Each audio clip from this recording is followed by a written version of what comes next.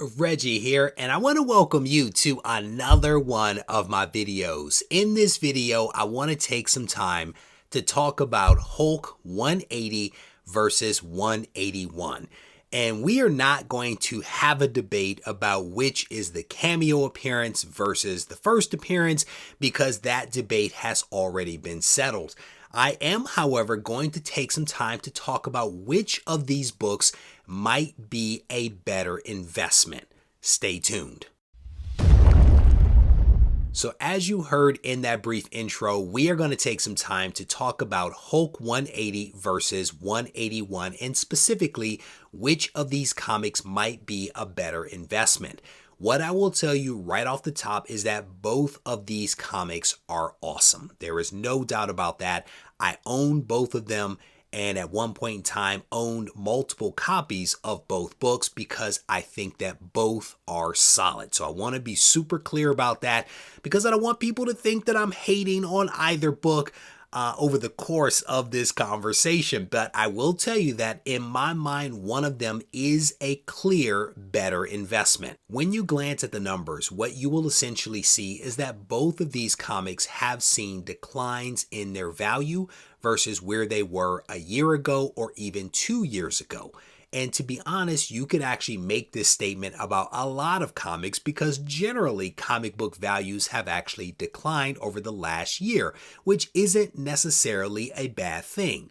The overall market was incredibly hot, and now we are in a cool period, and this is just part of the hobby. So I don't think that there's anything to be concerned about.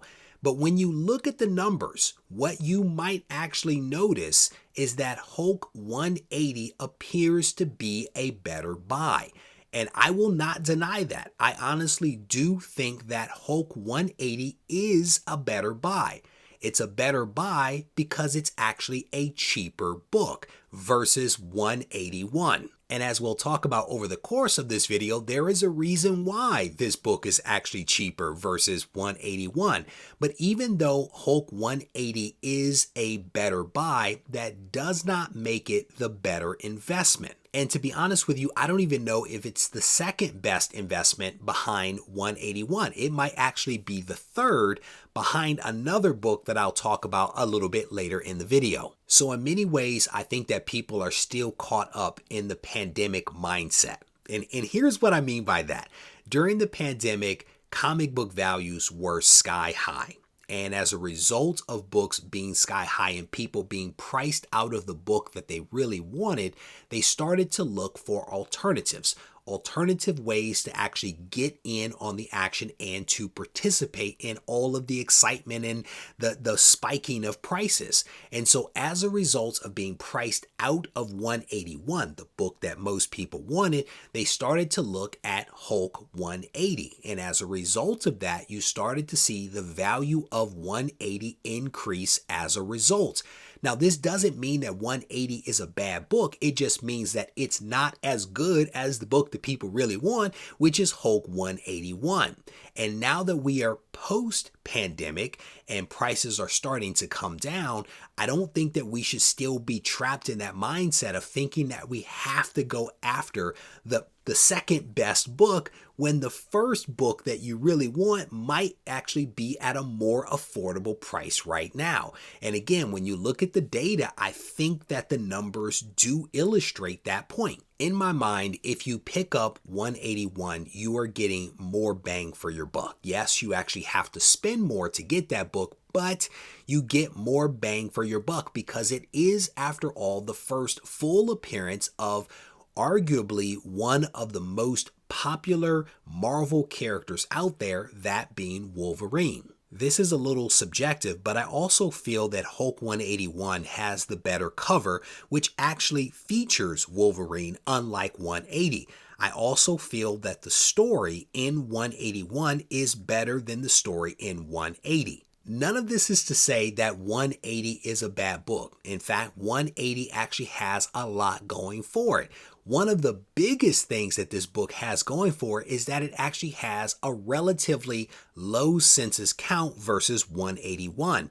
When you dig into the census totals, what you see is that 180 has a total of 7,639 graded copies out there versus 16,552 copies of Hulk 181. Also feel that 180 has a better value retention than 181. 180 didn't spike as high as 181, and as a result of that, it seems to be holding on to its value a little bit better than 181. And you can see that bear out a little bit when you take a look at some of the values. The other big thing that 180 has going for it is that it has a lower entry point. You can get a really nice copy of 180 for a lot less money than you can get on the 181 side. And that's part of what makes 180 really attractive.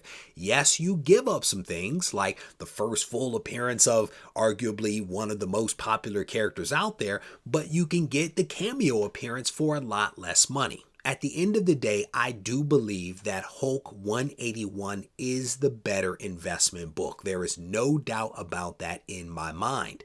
Now, earlier in the video, I made mention that 180 might be the third best investment book. I actually think an argument could be made for Giant Size X-Men issue #1 to actually be the second best investment book when it comes to Wolverine.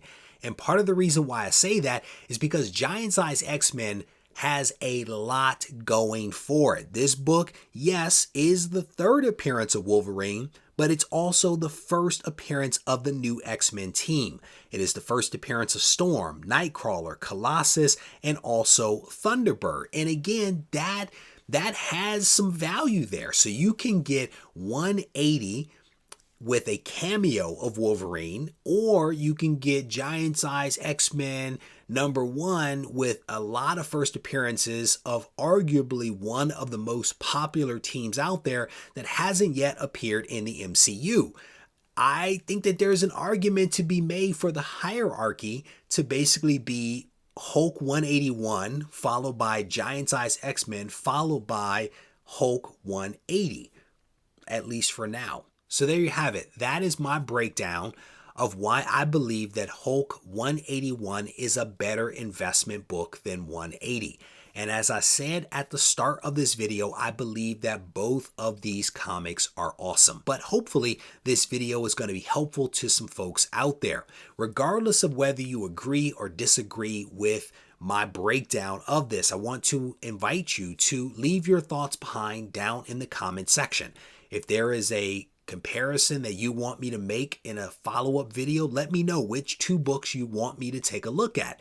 And if you want to reach out to me, you can do so on Instagram at Regie Collects. Take care.